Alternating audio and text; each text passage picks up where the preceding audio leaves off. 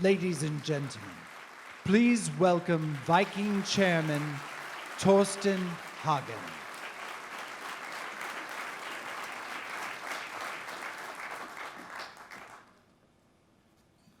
Good evening, everybody. Thank you so much for coming, many of you long distances to this event. Of course, we take pride in where we are, but thank you so much. I think today you'll come here mainly to hear about what we are planning to do on the expedition side. And I think the title is Journeys to the End of the Earth and Closer to Home, whatever that means. But I thought before I can reveal some of the news on the expedition side for you, I'd like to take the opportunity to look a little bit back. Of course, when you look back, there are a couple of things that happen to you. First, you get a little bit sentimental because things have happened, and maybe better or worse than it should have. And the other, you may turn out being a bit, if things have gone well, you turn out to be a bit boastful. And I don't think that necessarily is in the Viking spirit. So I apologize in advance for any boasting I'll be making. Looking back, time flies. Somebody said, it was when we were here last time. And last time we were here was 7 years ago. Almost to the date, it was in May 2013. But it's 7 years ago. And the idea then was to introduce our ocean ships, which at that time were only drawings on a piece of paper.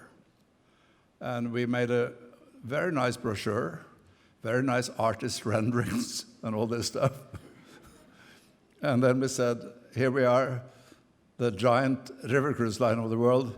Now we're going to tell the big cruise line guys how to do their business. So we said, we made a nice brochure, and you'll see a brochure about expedition cruising too. But first, let's look at what I showed you on the ocean cruising. So a little bit courageously, we said, that was what the brochure was called, Reinventing Ocean Cruising. And people said, you must be nuts. There's a limit as to what your ambitions can be. So they said, first, they won't be able to build the ships. They won't be able to finance the ships. They won't be able to operate the ships. And they won't be able to market the ships. Okay? So 7 years on, or maybe 6 years, I'm proud to remind all of us of where we stand in the eyes of the consumer. So you have many magazines and sites for evaluating cruise lines. Travel and Leisure is one of them. And in 2019, this is how they rated us. And this is of the ships that are in the 600 to 2,199 passenger category. And quite frankly, we are not the least interested in participating in anything larger than 2,199.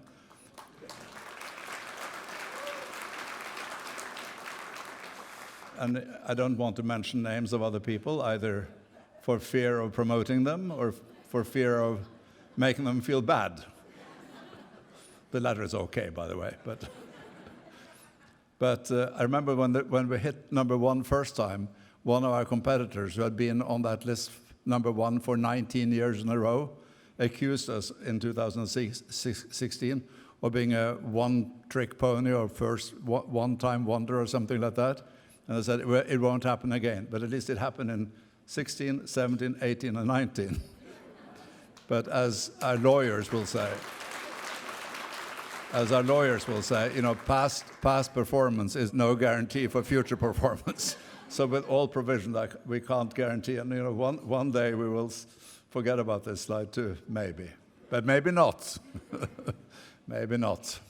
So it's quite well done, I would say. And since I have nothing to do with the operations of this stuff, I can say it. And as a result of this, we have an ocean fleet now. The first ship was delivered in 2015. We have 6 operating at this time. with the Jupiter being the latest. And then we have 6 further under contract or construction. And there is a picture of the boss of Fincantieri of me declaring our business plan, and he holds his 2 hands in the air, and I hold my 2 hands in the air. So if you can count that, it means 20 would not be an unreasonable number. And at least we have options enough to do 20.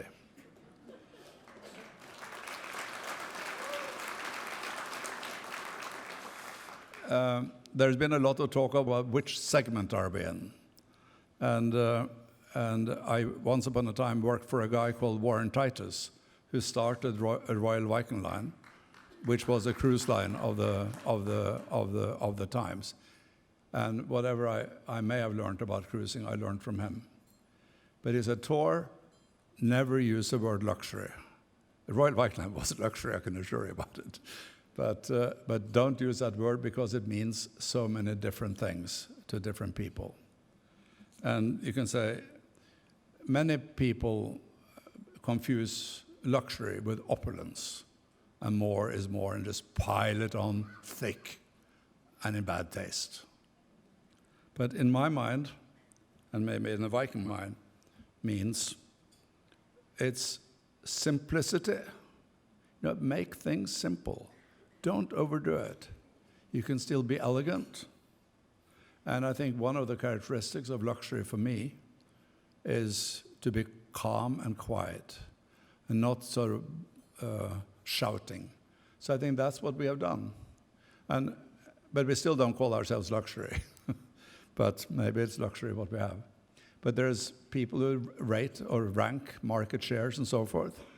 And there's a publication called Cruise Industry News. They've defined the luxury segment in North America as follows in the year 2020. I guess this is this year. And they say that Viking is the company that has the largest share of the luxury cruise market. So we say, fine, we take that slide and we show it. And we show it to this audience. It cannot hurt. So thank you, Cruise Industry News. But I think we have a damn good product, and we're very proud of it. And I think many of our guests who are repeat guests here, thank you for coming. First of all, thank you for having traveled first time. Thank you for repeating again, and thank you for coming to this event. And thank you for booking other cruises for the near future and the distant future. Of course, we are a little bit different from others. I'd like to just flip through a couple of the itineraries, which many of you know. We are Vikings, so we should damn well know Scandinavia. So we combine the Norwegian fjords with the Baltic. It's a phenomenal cruise. We also have, we call it the Quiet Mediterranean, and we have said it's possible to operate in the Mediterranean year-round. And at least the other day, the temperature in Rome was warmer than it was in Los Angeles. Now we're in a cold spell in Los Angeles, so that doesn't say a hell of a lot. But in the Mediterranean at this time of the year is quite nice, temperature-wise. And above all, you avoid all the tourists. So this has turned out to be a big success for us to operate in the Mediterranean.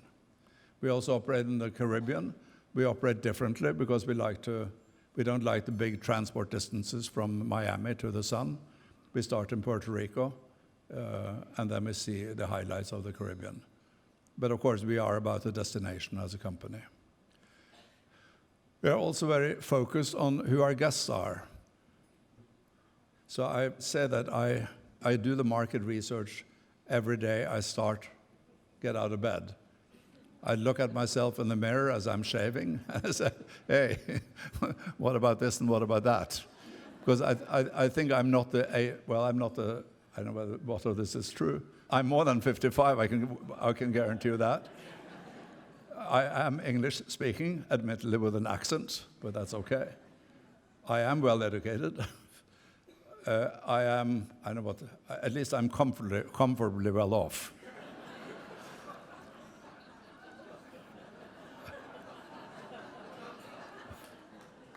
And I would say I'm curious, and I'm still active. And finally, to round it off, we, meaning the target of Viking, are interested in history, science, culture, music.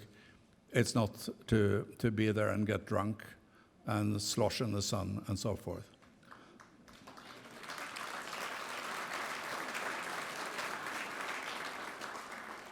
So what we are, I was once interviewed by New York Times about this, and I said we are the thinking. It's before we got into the ocean cruise business, when we were just a river cruise line. So I said, ocean cruising is a drinking man's cruise. Cheers.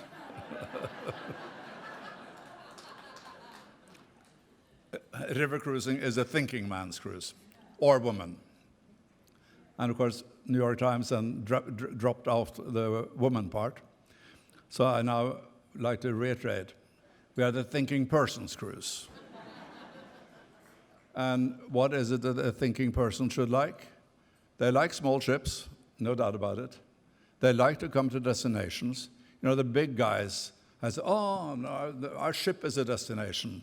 So they have everything you want to on a big ship. You know, you have rock climbing walls, you can drive your bumper cars, all this stuff. So they say the ship is a destination, and we say no, the destination is a destination. And I repeat the words about what, in my mind, luxury is. It's understated elegance. We are Scandinavians, and some people will say, oh, it's IKEA. I think it's a little bit more than IKEA, quite frankly. And I should reveal a secret, which is not, but the design has been done here from LA, and he's not cheap, Richard.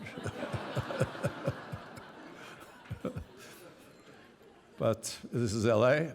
But I think our ships, those who have been on board them, will say they are elegant and timeless.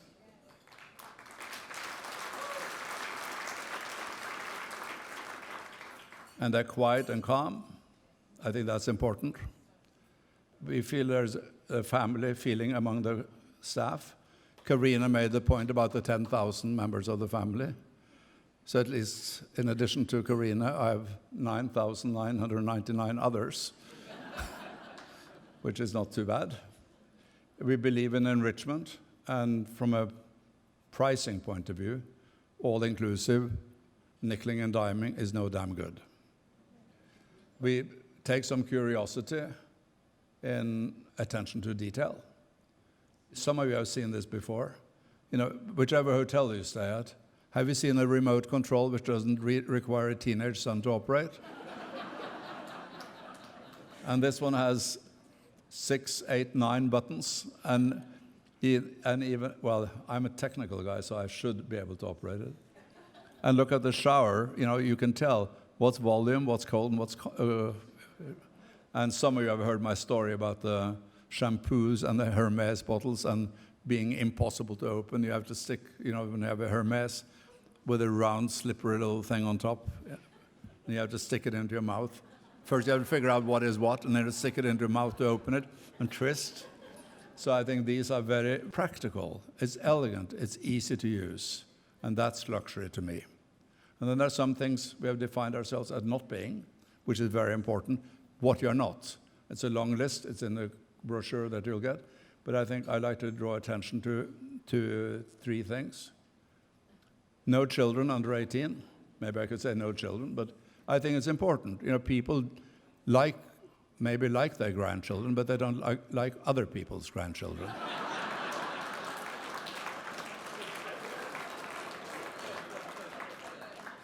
So we said no children under 18.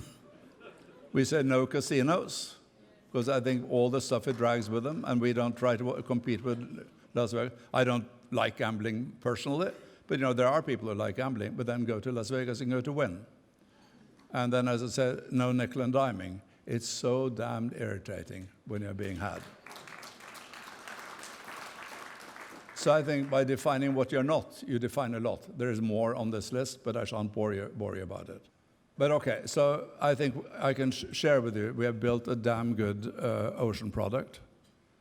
And at the same time, we have continued to build the river business. So in 1997, when we started, we had 4 ships, 29 in 2012, 78 in 2020, and that's where we are. And from a quality point of view, there are many travel agents in the audience. You read Travel Weekly. The Reader's Choice, we won a few times.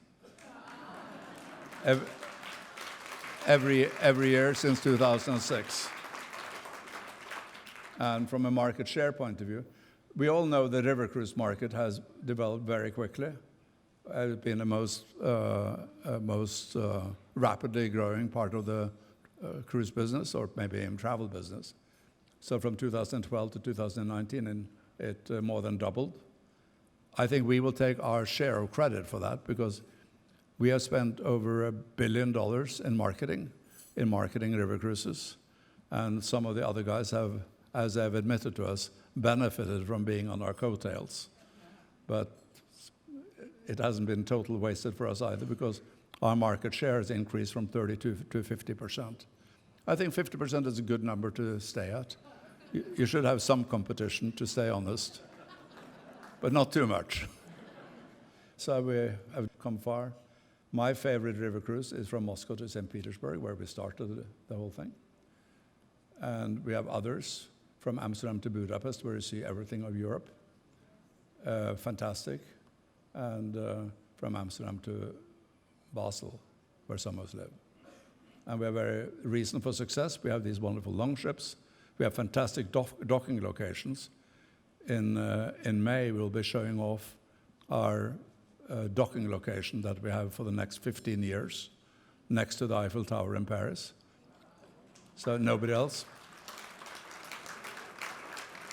And we are at the Karnak temple in Luxor, so we will have no double docking on the Nile.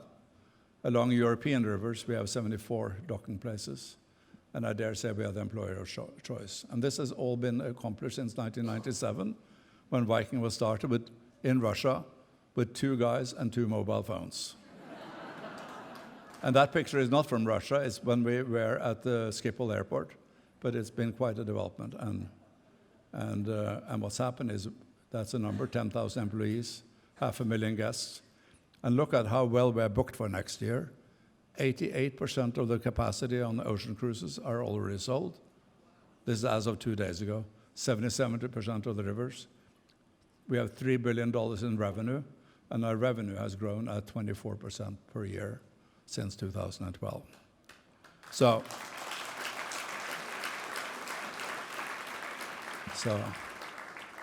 all this I've done alone. So I'd like to use the opportunity to thank all of you in this room and many others. I mean, the travel agents, the press has helped us. Our own staff have done a phenomenal job. We have a couple of investors who at least put in some money. And such it is. But I'm very thankful for all the help we have gotten. So today, you have come here to hear about expedition cruises. And then, you know, we don't like the word expedition cruises.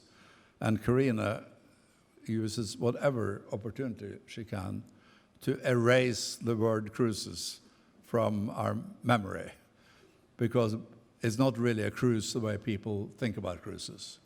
It is, because that has all the connotations of the things we have taken out on the no list. So we call it expedition voyages for the time being. I don't know whether we'll succeed in being consistent on that.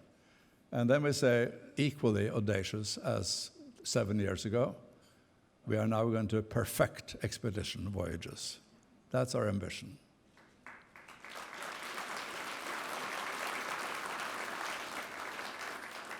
And I've long had an ambition to do something in Antarctica. As Karina referred to, I grew up in a little red house outside Oslo.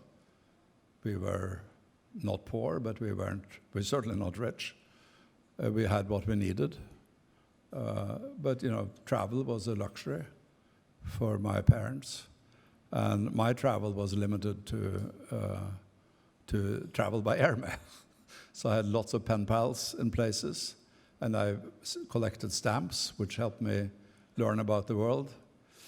And in 1957, it's strange, in 1957 I was then 14 years old. A king of Norway was then 85 years old, and they issued stamps on his birthday.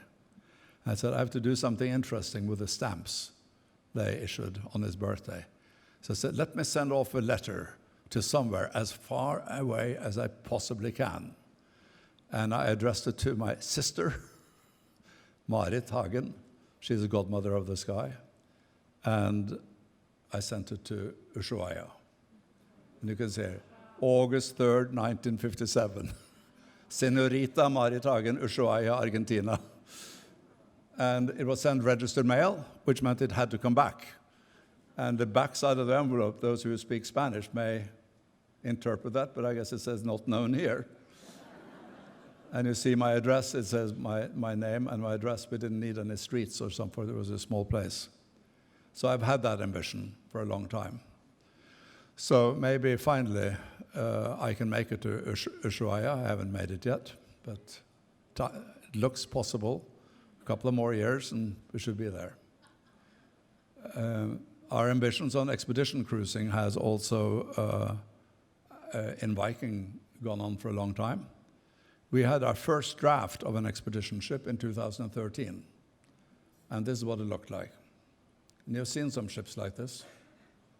And we have a tendency we like to look at things very carefully in Viking. And some of you may have read the book Up the Organization by Robert Townsend. He says, excellence, do it excellent. If you don't do it excellent, don't do it at all. And we have spent a fortune on the design alternatives. And this ship, I'm very glad we didn't build. It had some problems. The bow looks very futuristic, but you shouldn't confuse, style with substance. Because on the front of a ship is where you can see most of the world. So if we should design a real expedition ship, you need to have a viewing area there. It also had helicopters aft. The problem with helicopters, it's nice in concept, but for example, in the Svalbard area in Norway, you're not allowed to use them. And if you use them in Antarctica, they make a hell of a noise. And I think they're not very friendly for the environment. So we decided against it. And then this ship should have been powered by LNG, because some of us have believed that LNG is a clean fuel. Many people do. Unfortunately, it ain't. It's a clean fuel from lack of sulfur and nitrous oxides, but from a greenhouse point of view, it's the worst you can do. And I'm having a side mission where I'm trying to get the world woken up to this. We have done scientific studies on it. It's true. So we like to do our science right. So now, this is what our expedition ship will look like. And I can do a flyby of it if I press twice. So this is I guess it's an artist's rendering, and it's a flyby of a rendering. I don't know how they do that, but this is LA, so we can do anything is possible. Or maybe it's London for all that. But I think you'll see it's a long and sleek ship, and I'll come back to why it is in a second. And I'll take some of the characteristics of the ship. I think we have a model of it out in the hall, you'll see. As a matter of fact, my little stamp to Ushuaia is also exhibited out there. It looked like a museum piece. But these ships will take 378 passengers or guests. They're 30,000 tons. They are a polar class, Norwegian flag, and they'll be registered in Longyearbyen in Svalbard, which of course I call it the center of the Arctic. They have they're built of a size that makes them big enough to resist too many waves. Because some of the areas you go can be a bit rough. Where the Jupiter was today, and I don't know whether it was outside the Drake Passage by now, but it can be rough. So a larger ship is much more comfortable for the passengers than a smaller one. At the same time, it has to be small enough that you can do the landings at the sites you go to. And 378 is a good number. These ships will also have dynamic positioning, so they can stay in space or stay in a position without anchor. It has fin stabilizer, but then it has something else. It has something called U-tanks, which is the first passenger vessels with U-tanks. Because stabilizers work only when the ship does more than, say, 6 knots. And of course, when you are in expedition mode, you have the ship stationary, and then it wobbles. And then you have to get into zodiacs and the like. So it's very important to have some dampening. So in the U-tank, which is, you can probably imagine where this is, it's on the side and underneath and up on the ship towards the aft. We have 450 tons of water in it. So as it wobbles, the amplitude will be reduced by about 50%. So it'll be a much stabler ship to embark from. So that we are looking forward to. Another thing, I can't explain exactly where this is, but I will tell you where it is. We have something called the hangar. Because very often on most ships, exploration ships, people are boarded from the side of the ship. We will be able to board from a hangar, which is in the aft of the ship. I'll have an illustration of it for you in a second. And if you have a sharp eye, you'll see something in the background, something yellow. So obviously it's a submarine. So we have a yellow submarine on board.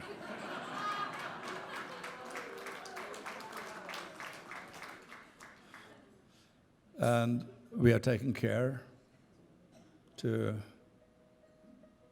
again, show how this, some call them toys, maybe they are toys, but this is how it can be launched, the submarine that is. And that's how the ribs are, we have a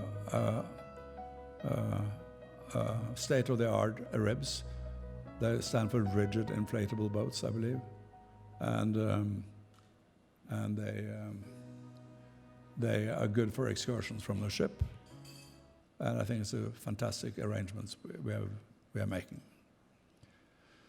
So that's to make exploration comfortable on our ships. And then we have something else, which doesn't immediately show, but it's on top of the hangar. It's very important that we can give good lectures. We'll have scientists on board and lecturers. And we have an auditorium, which we call the Aula, which is named after the auditorium at the Oslo University, the Aula, where they have a lot of monk frescoes, I guess they're called. So we have an Aula, so we can sit and see nature films. We can see debriefings of the day's events. And interestingly, when the scenery is good and the weather allows, we can do exciting things to the windows of the Aula. You can imagine what will happen next.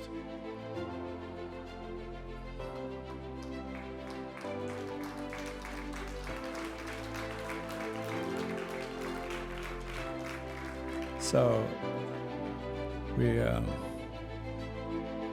on a good day, it's fantastic. On a bad day, we shut the windows. And this, what you see here, is called, that area which you see is called the Finse Terrace. And it's named after Finse, and some of you know Finse, which is Karina's, no, Finse is my grandchild. And Finse has had a child, so I'm now whatever that makes me. But Finse is named after a plateau in Norway, which is at 1,222 meters, and this one is at 2 meters, so you can calculate the difference. But it'll be a wonderful place to be. And in front of the ship, remember I said the X-bow on our concept from 2013 is no good. So here you have an area where you can view things coming up to, and there are some more things which we will not reveal until you're on board. It's like the heated floors. It's a secret. So we will do that. But as you will see, we have a lot of space, outdoor spaces on these ships. Also, with the landings, excursions, and so forth, our guests will spend a lot of time outdoors. So we have done a somewhat radical design to the staterooms or cabins, whatever you call it, on these ships. So we have invented, at least we have designed, a totally new way. So on a ship like this, you don't need an outside balcony because it's cold, and you're outside a lot of the time anyway. So we have taken that space and brought that inside, and then we have a clean, big window, so you can see as much as the nature as you can. And this will come down, and you can stand there with your arms on the ledge, and you can also rest your arms on it with your binoculars go out. So I think this will be an optimum way of enjoying a trip on an expedition ship with Viking. People get cold and wet, so we have built in a floor-to-ceiling drying closet in all the cabins so that our stuff can be dried. And in normal fashion, we take great pride in our bathrooms, which I think those of you who have been on our ocean ships will say we have the greatest bathroom, it's certainly the greatest shower. So this, by the way, is not, I don't think this is an artist's impression. I think it's a picture from an ocean ship, because this is exactly how it will be on the expedition ship too. And it reminds me a bit that we were initially at the Norwegian Polar Institute, and they talked about what type of ships we should build. And said, oh, you shouldn't have all these luxuries. Expedition should be uncomfortable, it should be rough. I said, well, we're not sure this is the right place for us. Because I think one shouldn't have to rough it. I think we have been able to just keep the same cabins. And, our showers are great. So I think we'll have the greatest hardware. We will also have the great software. And we have a great leadership team. And they're all in the room here. Jørn Henriksen, who is in charge of operations. Damon Stanwell-Smith, who is science and sustainability. And then we have Professor Julian Dowdeswell from the Scott Polar Research Institute at Cambridge. And I may not get it entirely right, but Jørn has spent his whole life north of the Arctic Circle. And he has been 23 years in expedition operations. And he has been chairman of something called the IECO, which is a body that regulates expedition cruising in the Arctic. So he knows the ropes. Damon has spent 11 years in Antarctica. He says he lived there for 3 years. I don't know whether that was consecutive or not, but 3 years in Antarctica doesn't sound very nice to me. And he has spent 18 years on expedition vessels. He's a doctorate in some very complicated topic related to biology or animals or birds. As a matter of fact, it's related to larvae. And I said, are they female or male larvae? But he knows a lot about what goes on in Antarctica. And he has been executive director of IATO, which is the one that regulates expedition cruising in Antarctica. So both of these gentlemen are extremely well knowledgeable of what goes on. And with Dowd as well, in the Scott Polar Institute, we have a partnership, and we have endowed a chair there, which can help get more knowledge of the polar regions. And then, this is a day when we are long on godmothers. So we had Sissel, and we had Karina, and is Agapi in the room too?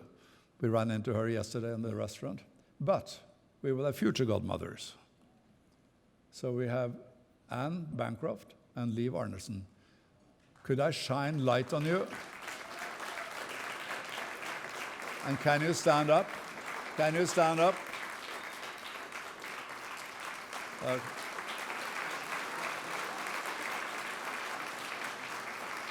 And I had to be careful with the words I use now, but I've been told that Anne was the first woman to be both on the North Pole and the South Pole. And better you than me. And Liv was the first woman to go solo to the South Pole.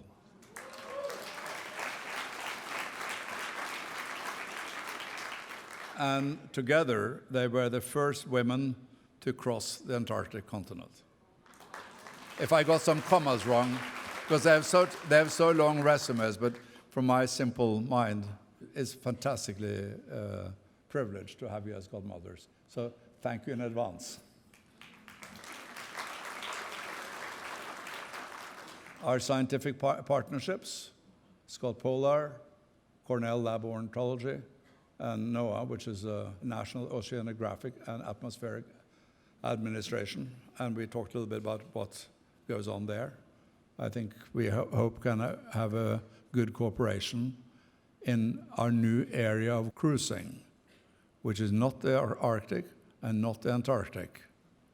You can guess where it is, maybe. I come to it. So a couple of words about Antarctica.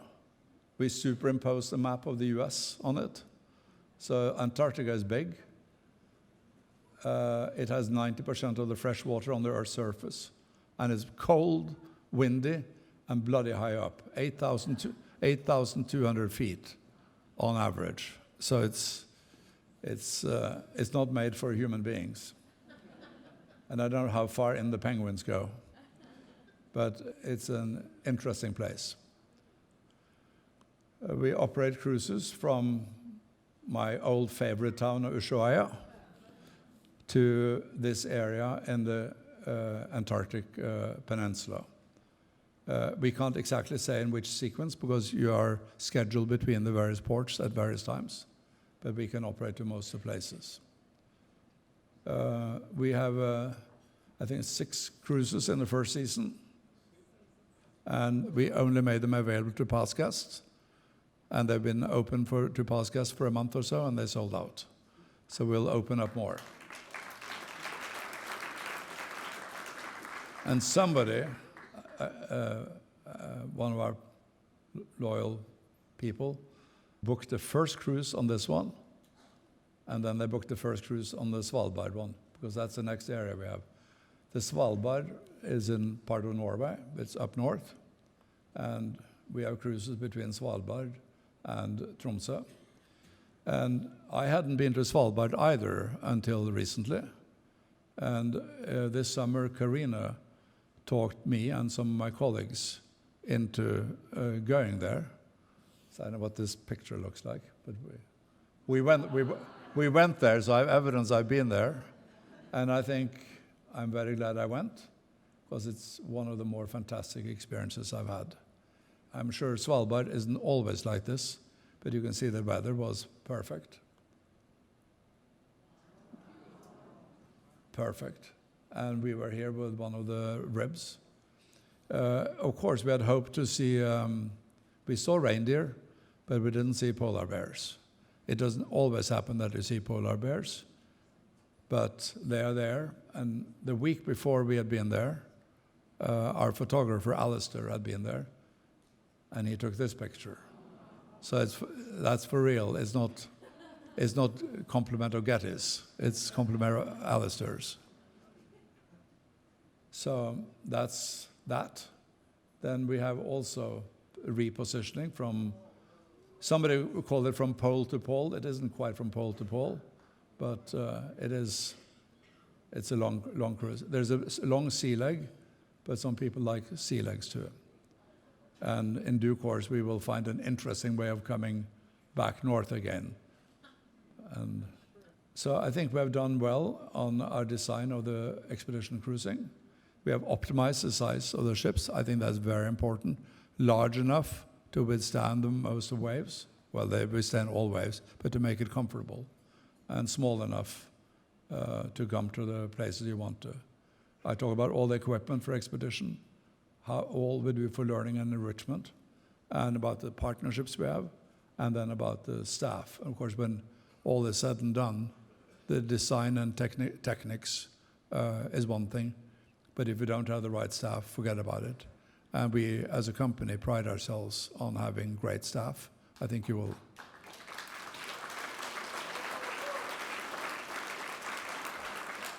So we sat here earlier in the afternoon and talked about how can we make sure that we get the best of the staff for expedition cruising. And I think my two colleagues said, no problem. So, but okay. So I think we will have a great design, a great experience. But of course, above all, we will do all this in Viking style. And you know what the Viking style is.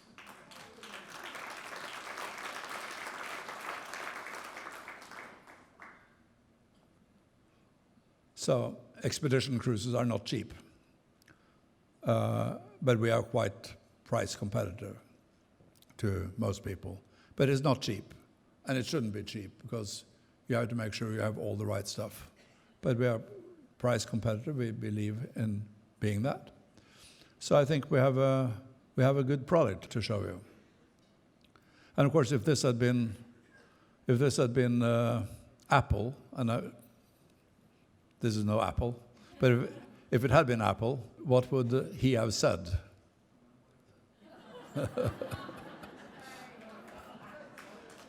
One more thing. So one more thing. So you may have seen that the ships look long and a little bit narrow. That's okay for ships and for human beings too, for that matter.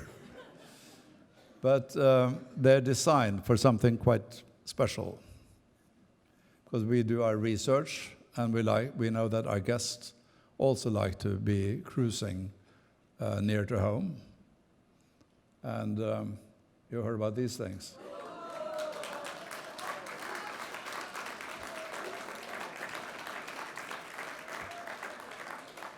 So that's why they're a little bit sleek, because they have to fit the Welland canal locks. That's the margin we have. And that is what takes us around the Niagara Falls, I guess. It's between Lake Ontario and Lake Erie.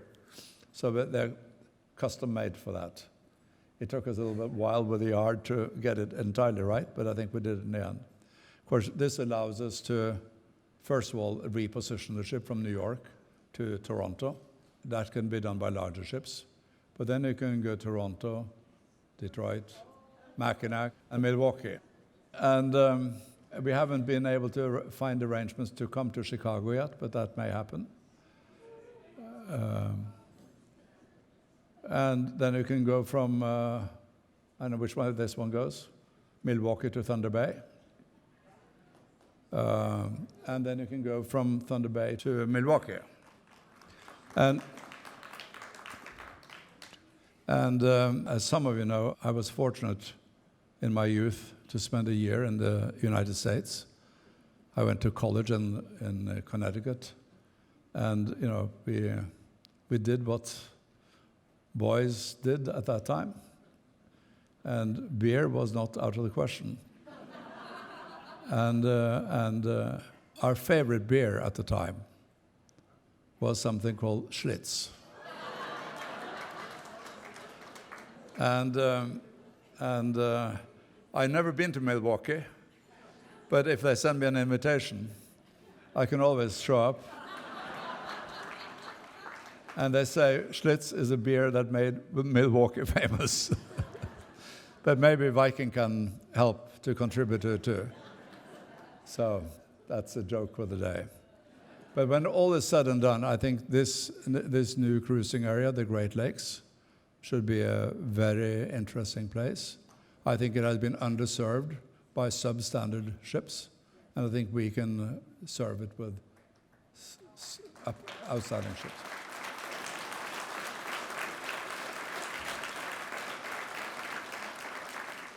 So today, Viking is on 7 continents, a few countries, a few ports.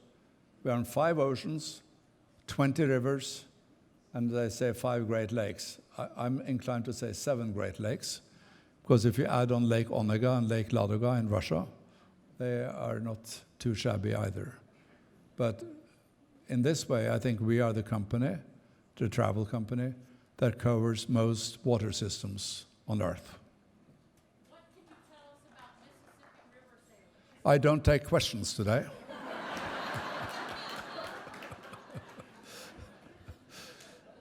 The guy sitting next to me at the table is from Louisiana. But that's all I can say.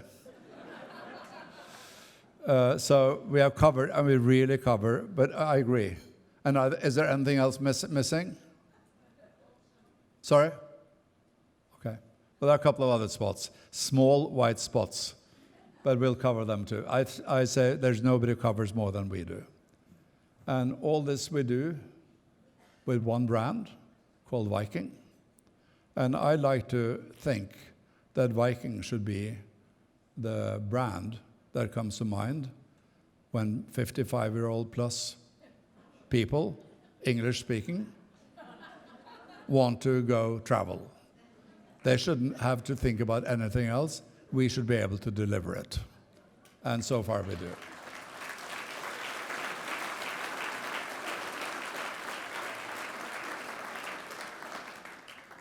And to make it easy and to comply with some of Karina's wishes, cruises is now out of our website. It's now Viking.com. So it's not everybody can spell cruises either, for that matter. And then we have an 800 number, which applies to consumers and travel agents alike. And that is possible to remember. It may be more difficult to dial, but it's 1-800-2-Viking. And I hope that many of you can make use of those numbers and make our ambitions come true. Thank you very much.